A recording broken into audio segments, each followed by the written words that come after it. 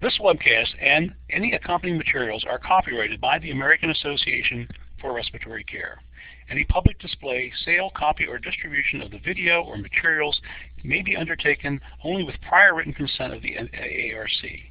Copyright 2011, all rights reserved. My name is Bill Dubs. I am the AARC Director of Education and Management Services. I welcome you to today's webcast on blood gas case studies. What else do you need to know? Upon completion of this AARC webcast, you should be able to state two methods to help identify mixed acid-base disorders. Describe the effects of pH on plasma potassium. List 3 poisons which may cause metabolic acidosis. And state the effect of methemoglobin on pulse oximetry measurement. It is my pleasure to introduce today's speaker, William J. Malley. Bill is a registered respiratory therapist and an AARC fellow. He is presently the director of the respiratory therapy program at Indiana University of Pennsylvania, Western Pennsylvania Hospital. Bill is also a member of the adjunct faculty of Indiana University of Pennsylvania, which recognized him with a Distinguished Alumni Award. He is the author of 2 major textbooks in blood gas interpretation. The most recent is Clinical Blood Gases, Assessment and Intervention. During his career, Bill has spoken on blood gas topics at state and national meetings in more than 35 states and Canada. Mr. Malley has nothing to disclose regarding conflict of interest, and specific products may be mentioned only as examples of technology. Bill, welcome to the program. Thanks, Bill. Good afternoon, everyone. It's my honor to be the presenter here today. My topic, which I have tried to advance a slide here for some reason. There we go. I learned, those of you who have heard me speak know that case studies are really near and dear to my heart. I often begin with a slide that talks about my learning best from pictures and stories, which includes case studies, at least from facts and figures. So I've accumulated 10 case studies that are kind of my favorites. They're, for the most part, unusual. I believe they're interesting, and I hope you'll find them to be educational. The first case that I'll start out with is a case, and I have the New England Journal 1996, but I'm not sure that's exactly the right year, but this was an editorial in the New England Journal about an individual that had a blood gas with a pH of 651, a PCO2 59, no heartbeat, and came in with a temperature of 16 degrees. Now, as I believe most of you know, the 651 is probably less than what is acceptable, actually compatible with life, and obviously the patient has a very hypothermic condition. I don't know if I need to have this slide on here. For some reason I'm having some trouble here advancing slides. There we go. I apologize for the quality of this slide, but this is really the story behind that, and I think it kind of gives me the chills every time I read it. A 6-year-old boy fell into a river in Innsbruck, Austria, and the temperature of the river was -4 degrees centigrade. He was submerged for over an hour. One rescuer drowned in the rescue. The boy was rewarmed with cardiopulmonary bypass, extubated 6 days later, and 5 months returned to kindergarten with only very minor consequences. So kind of an amazing story to me. Kind of gives me chills.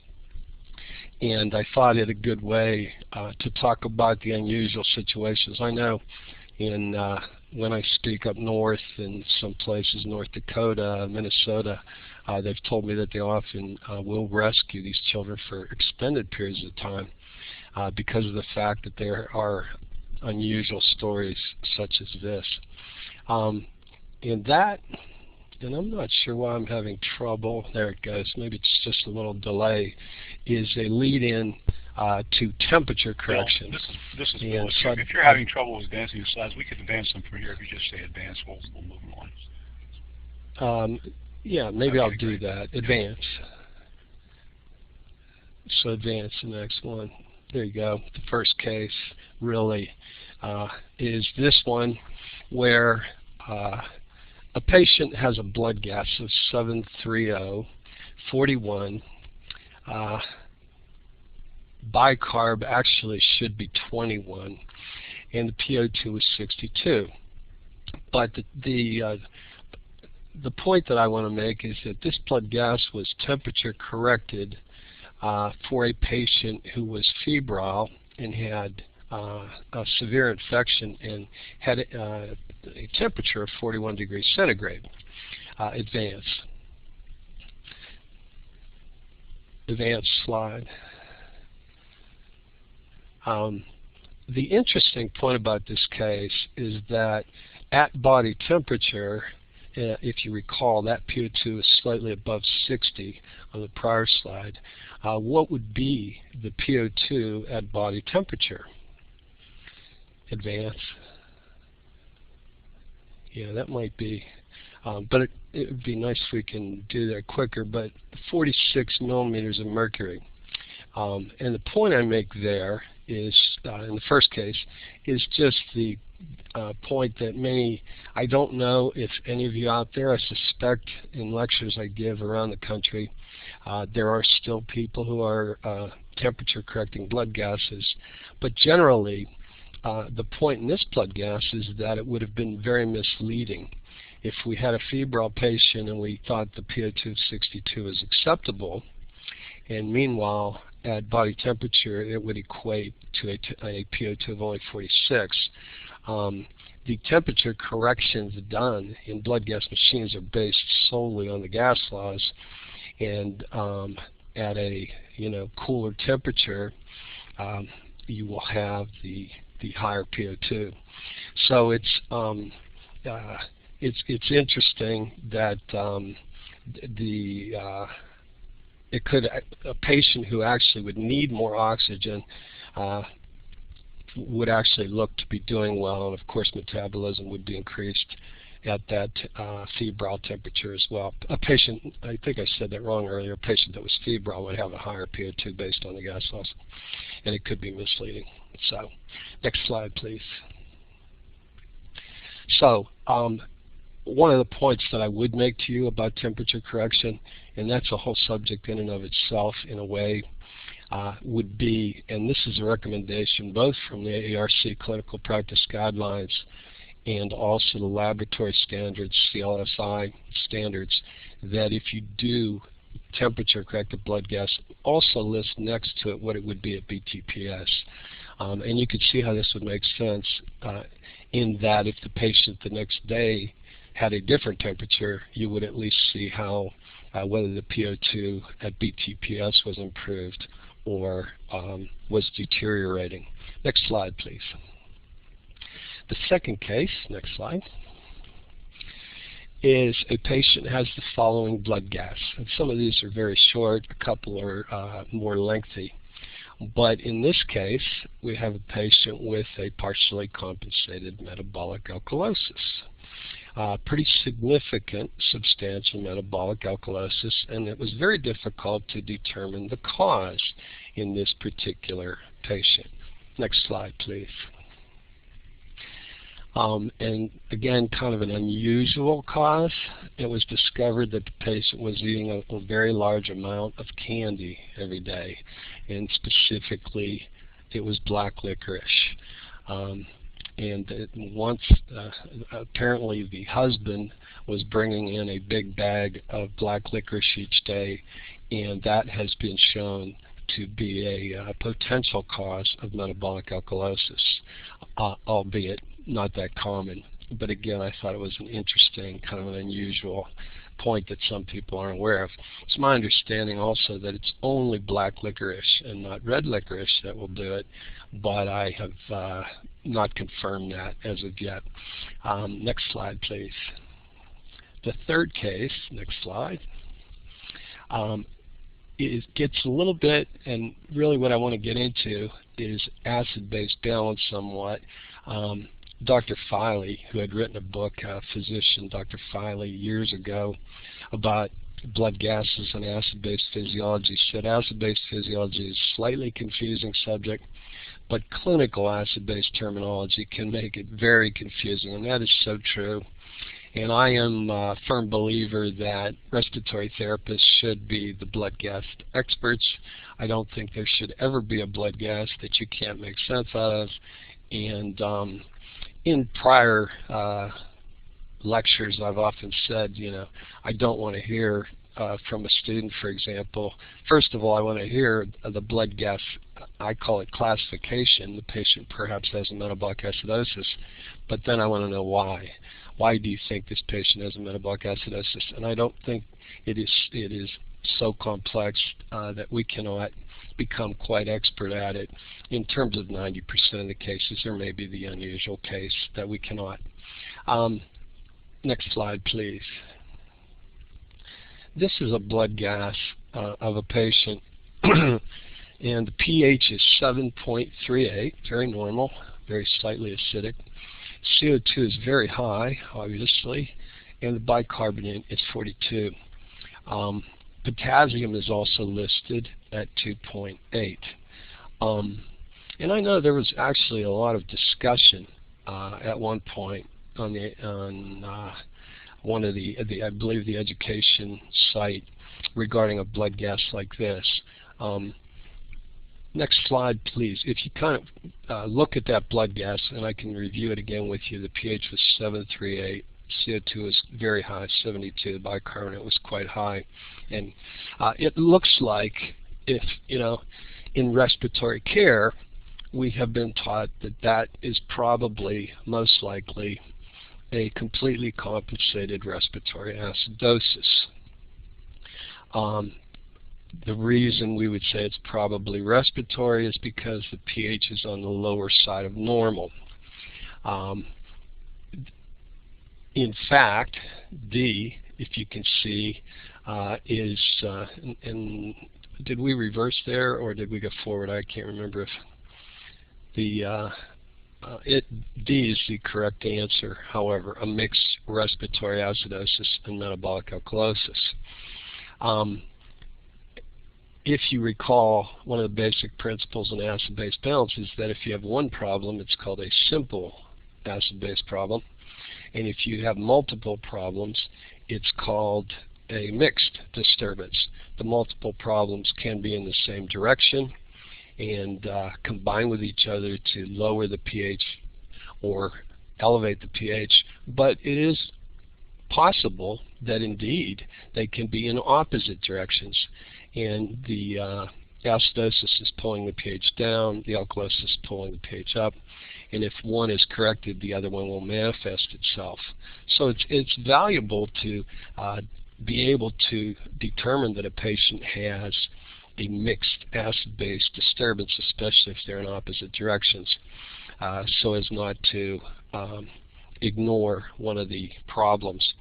In this particular case, there are two ways, I believe, and I think I might mention this. I don't know if it was in the objectives, but normally, if you have a simple problem, the body responds to about a 50% level. For example, if my pH were to drop to 7.20 due to a respiratory acidosis, even following complete compensation, I would probably only get to a 7.30. That's a general rule of thumb, 50% compensation.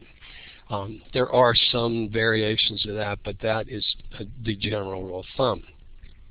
The second way, and if I could have the next slide, please, that we can determine whether or not a patient has a mixed disturbance is to use the Mueller-Plath nomogram, better known on the next slide as the acid-base map. And a lot of respiratory therapy people are not aware of this, but if you if you, on this, on the vertical graph, we can see that pH is roughly 738, and on the baseline, we can see that the PCO2 is roughly 70. If you take and see the point where those two intersect, you will see that it is outside of these bands. Now, what Mueller, when they determined this acid-base map, was the bands determined simple metabolic acidosis, and my eyes are getting bad, acute respiratory acidosis and chronic respiratory acidosis. And if you only have one problem, that is, you would expect the results to fall within the band for that problem. For example, chronic respiratory acidosis. Because the values fall outside the bands, it's almost certain that this is not normal, typical response to chronic respiratory acidosis. And so the acid-base map can be useful. If it falls within a band, you can say it's consistent with a simple problem. If it falls outside of all bands, then it is almost certainly a mixed acid-base disturbance. There was too much compensation for the degree of respiratory acidosis. The normal kidneys did not respond that well. One last thing, this patient most likely does have a chronic respiratory acidosis, such as COPD. And we do see those patients frequently with slightly alkaline pHs, and that's somewhat contrary to normal acid-base thinking. And my best theory on this is that the chronic obstructive pulmonary disease patients are frequently either on steroids and/or adrenergic drugs, both of which may have a tendency to cause hypokalemia and metabolic alkalosis. So they may have indeed a mixed disturbance, a mild metabolic alkalosis superimposed upon the chronic respiratory acidosis. So that is the mixed disturbance. If I could have the next slide, please. Case 4. Next slide, please. The other thing, actually, and I hate to put it in reverse, I won't do that at the moment, but the other thing you can do, maybe I will, if you don't, actually I can do that, I believe. Let me see if I go back 2 slides to that acid-base map. I think that is this one. Yep, I did. Oh, that might be a quicker way to advance them.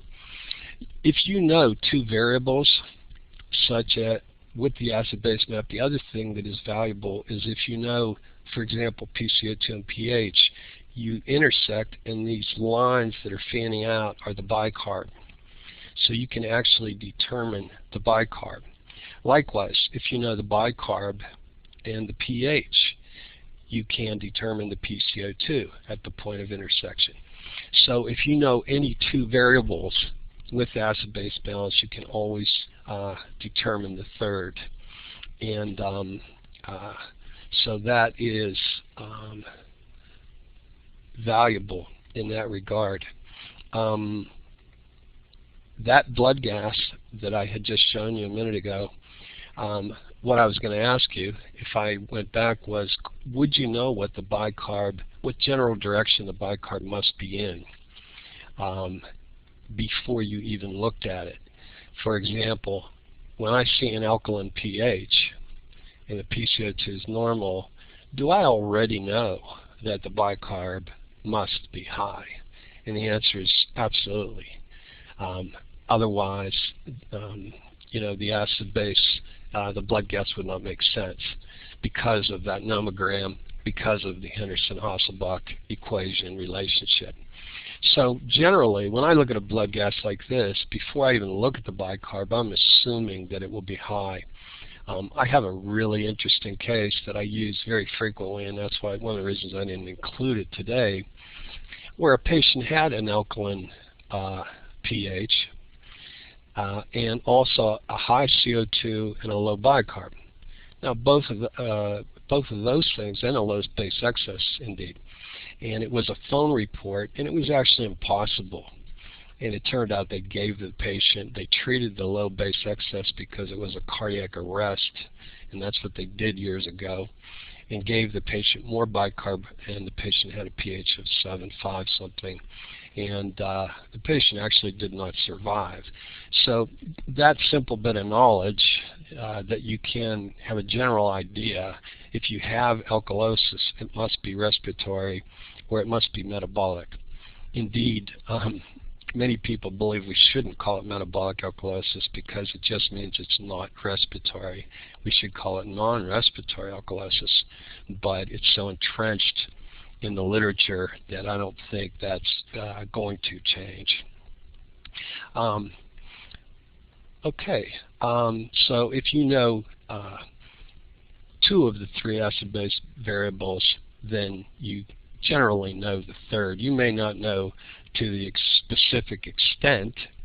I looked at the acid-base map and determined that in this particular blood gas, the bicarb would be 33.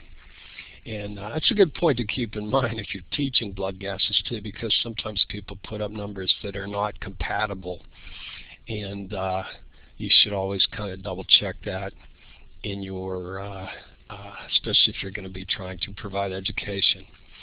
Okay, the fifth case is regarding, and let me just move this up a little, and I think we can move quicker. There's a 27-year-old. This is a case, by the way, presented by Dr. Dellinger some time ago, gosh, 93, when I was still attending the AARC International Congress, assuming it was called the International Congress then, but he did a presentation on 10 Commandments of Critical Care, which I thoroughly enjoyed. But I did get this case from him. He said he had a 27-year-old with severe weakness in the emergency room due to toluene abuse, and which is in the fresh look. It's also in pink thinner, and is sometimes abused because it can create some euphoria. At any rate, he presented the blood gas. PO2 was quite good. Acidosis, some respiratory acidosis, some metabolic, a mixed respiratory and metabolic acidosis, and a potassium of 1.6. And by the way, back to that last blood gas, if you remember the potassium that was low, that was probably the reason for the metabolic alkalosis in combination with the respiratory acidosis. In this particular case, Dr. Dellinger asked for this toluene abuser, what should you do for this patient? Should you give them potassium because that's quite low? Should you ventilate them immediately since they are hypercapnic? Diamox, acetazolamide, can sometimes be valuable. Methylene blue was another alternative. And with that, and I apologize, it's just need to get to, you can look those over for a second, and I'll ask you what you think the patient should be treated with. And as a respiratory therapist, we oftentimes think, well, I'm interested in the PCO2 and the respiratory acidosis. I would place the patient on a ventilator. Well, his answer was definitely the patient needed potassium first before mechanical ventilation. And the reason being is that, again, the potassium, what's normal potassium? It's roughly 3.5 to 5. This patient's potassium was extremely low, and this patient was extremely acidemic. Now, yeah, that's correct.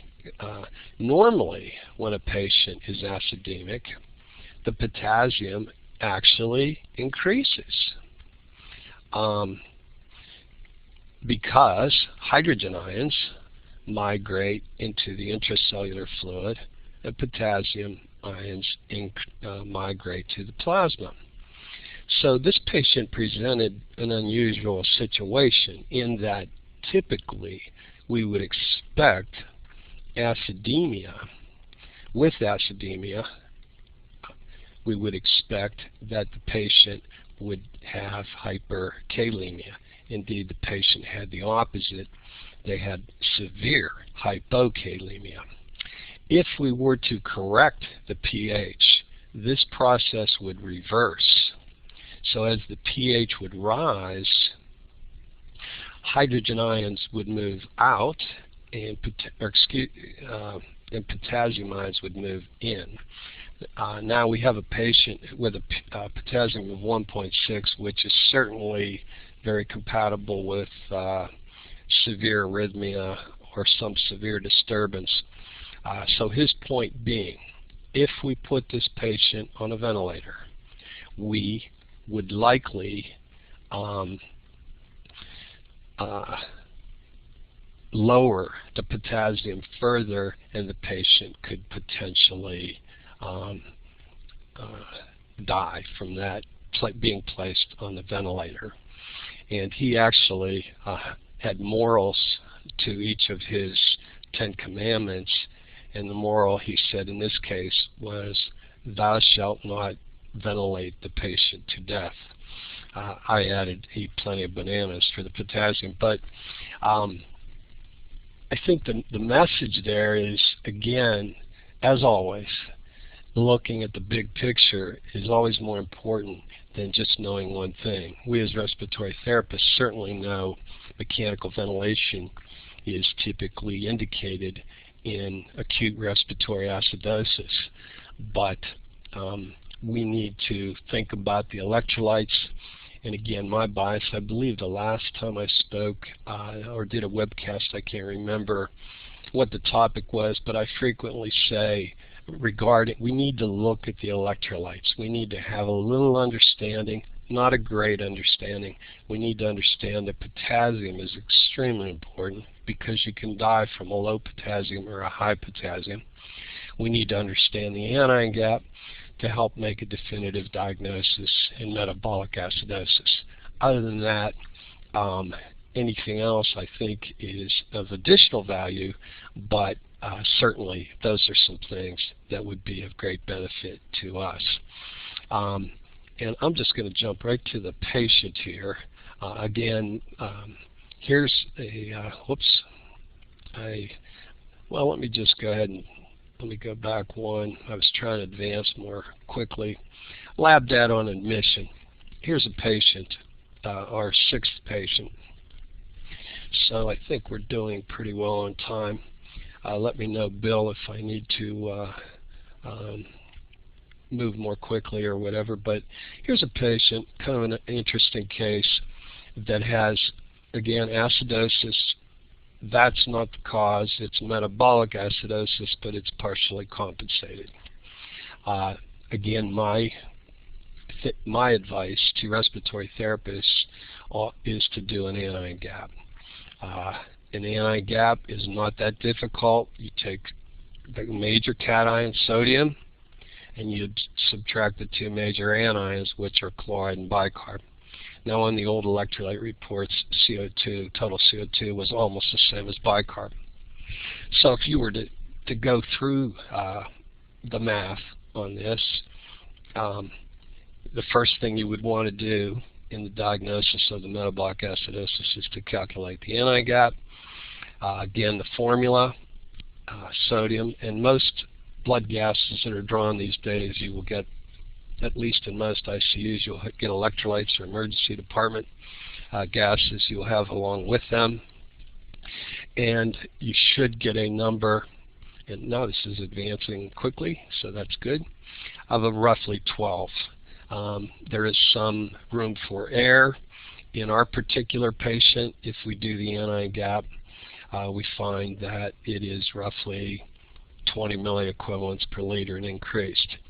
Now, why do we do an anion gap again? Because if it is elevated, certainly above 16, we know the patient has some accumulation of acid.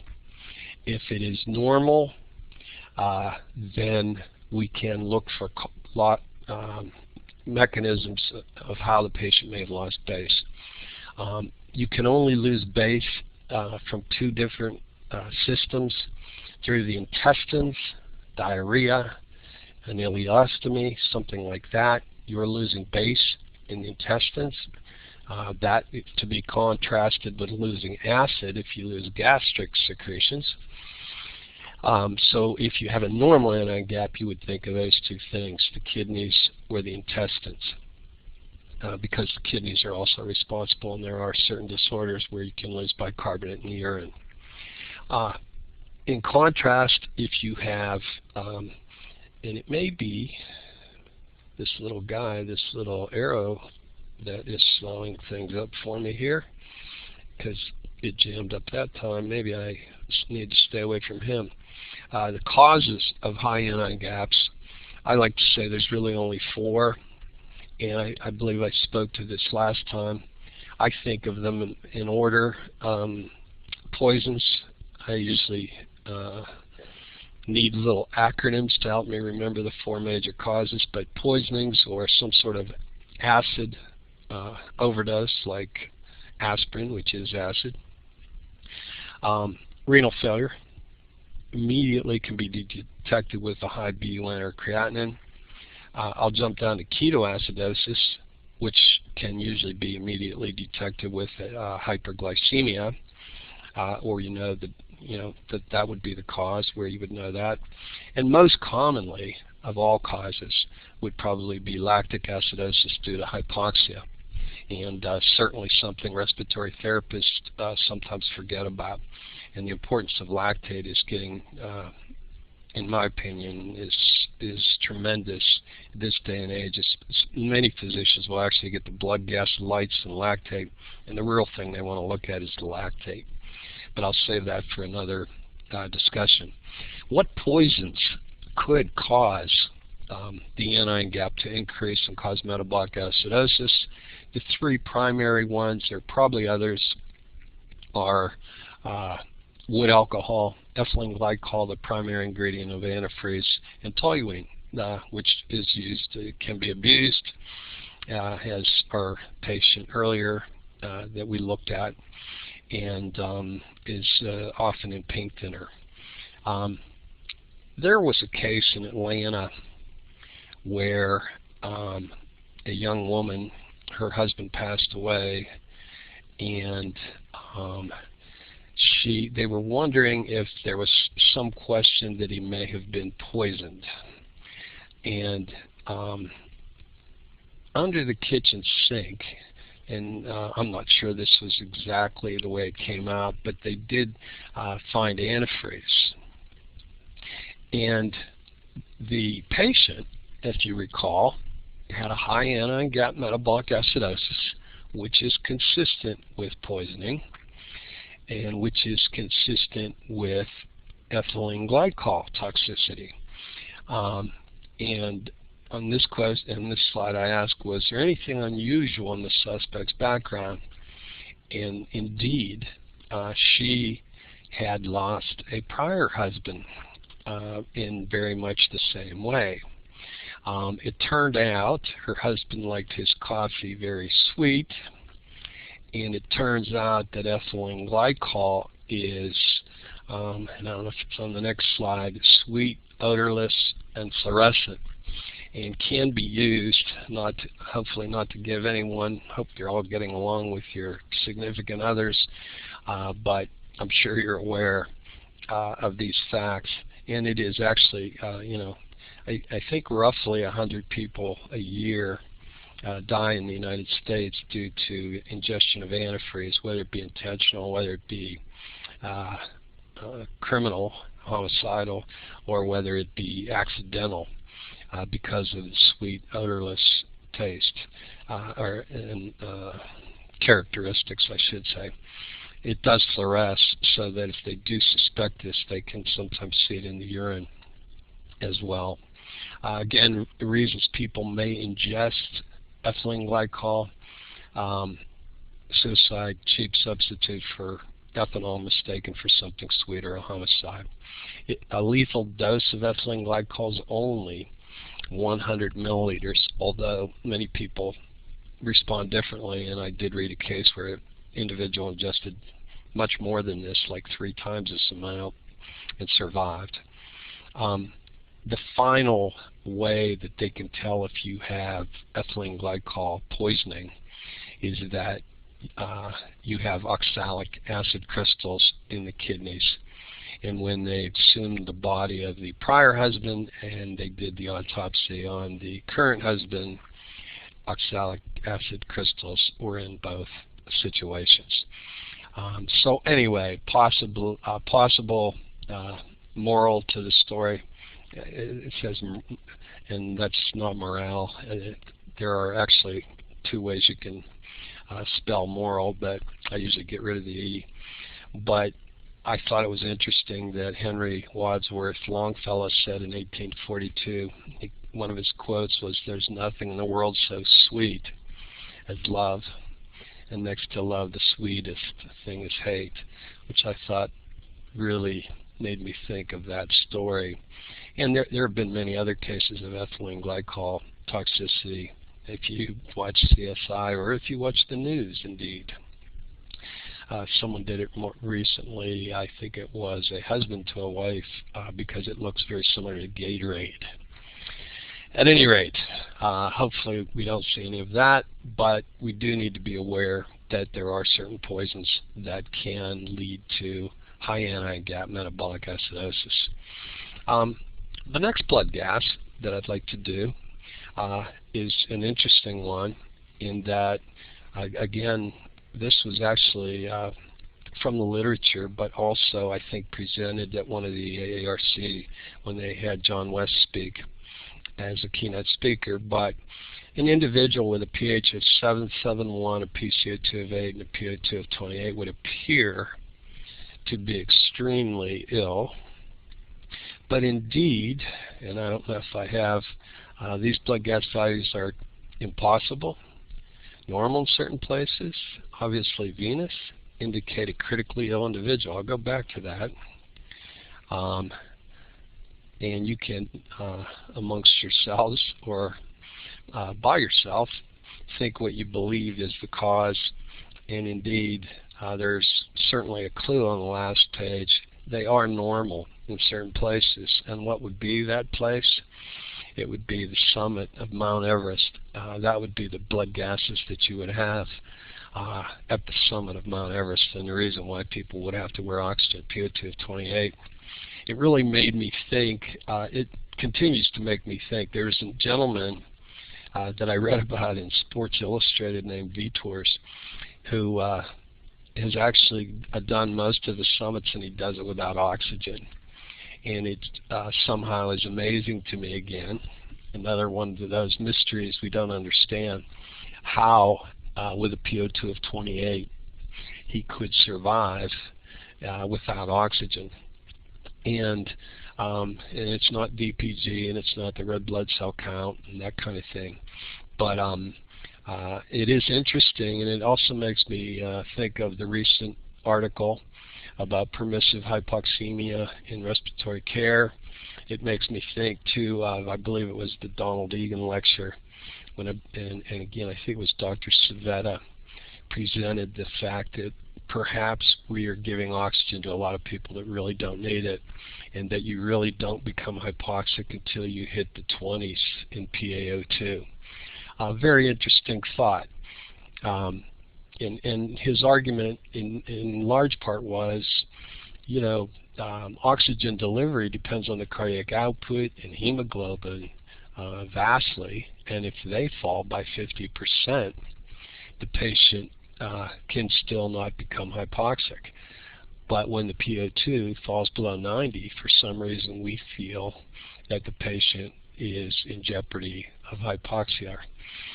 So it's just an interesting point, and we probably things that we do not fully understand about oxygen, and we're learning that about covert hypoxia, and even what these individuals, you know, that are aggressively treated in sepsis and trauma.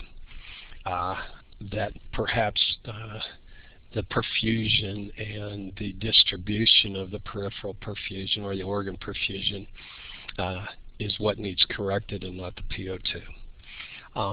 One last point to just support that, there were individuals, and there are only 8 in an article again some time ago. I'm kind of an old man, and I remember these old cases, but an individual after exercise had a PO2 of 23, and he was not in the hospital. He was actually out and had a congenital heart defect, and somehow his body had accommodated to PO2s that low. Indeed, this gentleman had a child as well, so he was living life as an adult with a PO2 that we would think is not even compatible with life, which I find quite interesting. So the moral is we never can be too sure. Next case, I believe this is the 8th case. I'm trying to skip the numbers so that we make sure and get through the information.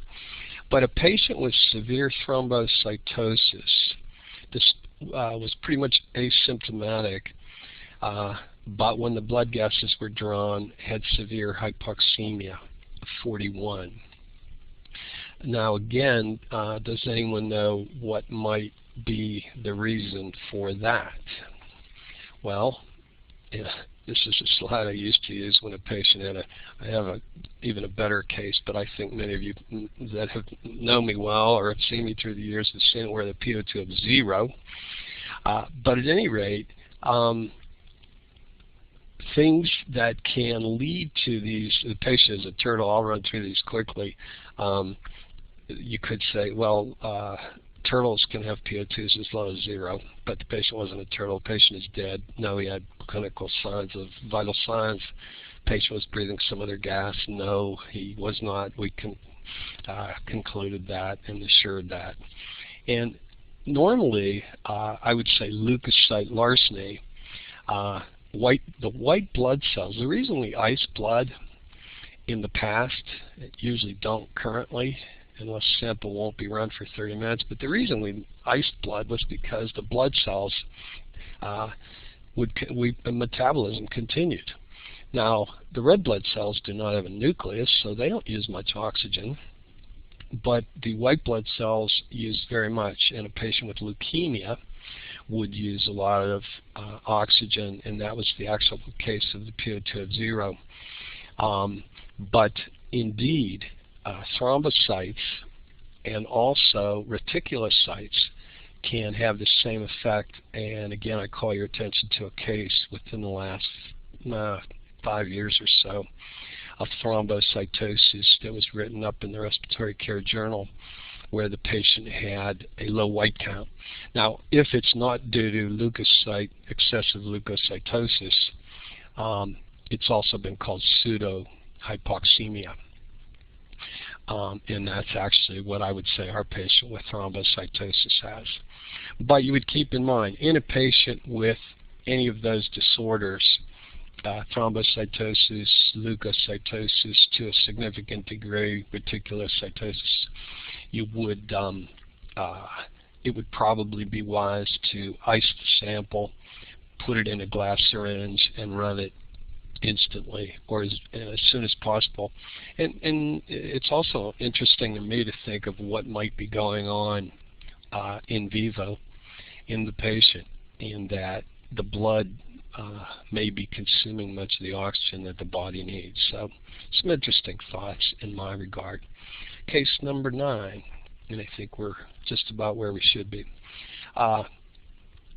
Some of you who work in pulmonary labs are more familiar with this, but if a patient became very cyanotic during a bronchoscopy, and then the arterial blood is sampled and it appeared brown in color, the patient probably has, and the answers are there, methemoglobinemia, secondary to administration of hurricane spray and topical anesthetics. We have found that the methemoglobin, first of all, the blood can appear brown, because of the fact that I think of it almost as rust, because the hemoglobin is oxidized rather than oxygenated and is no longer capable of transporting oxygen and delivering it to the tissues. And topical anesthetics have been shown to do this. Indeed, if you look, I do not have it in this presentation, but there is an FDA report about topical anesthetics and methemoglobinemia. And so anyone who is involved in that, usually it occurs when there's a little bit too much hurricane spray delivered as a topical anesthetic, but it can occur from other causes as well. Methemoglobinemia, nitrates, nitrites. You know, there are some interesting cases of methemoglobinemia that are out there as well. Interestingly, to me, if we use a traditional pulse oximeter, the saturation tends to migrate towards 85%. So if a patient becomes cyanotic and starts to desat or develop methemoglobinemia, you will see the pulse oximeter begin to fall. You will also see the patient become cyanotic. However, if it becomes severe, the pulse oximeter will continue to read roughly 85%. So it's an interesting point that the saturation tends to migrate towards 85%. I liken it to when any fluid is exposed to air, including blood, the PO2 tends to migrate towards 150. So it could go up or it could go down, depending. I often use the blood gas in the OR with a patient on 100% oxygen. If the blood gas was exposed to air, the PO2 would probably drop towards 150. In most cases, the PO2 will fall because in most cases the blood has a PO2 less than 150, and it again tends to move upward. This is also true of methemoglobinemia. Final case, I believe, and we'll see where we're at with time.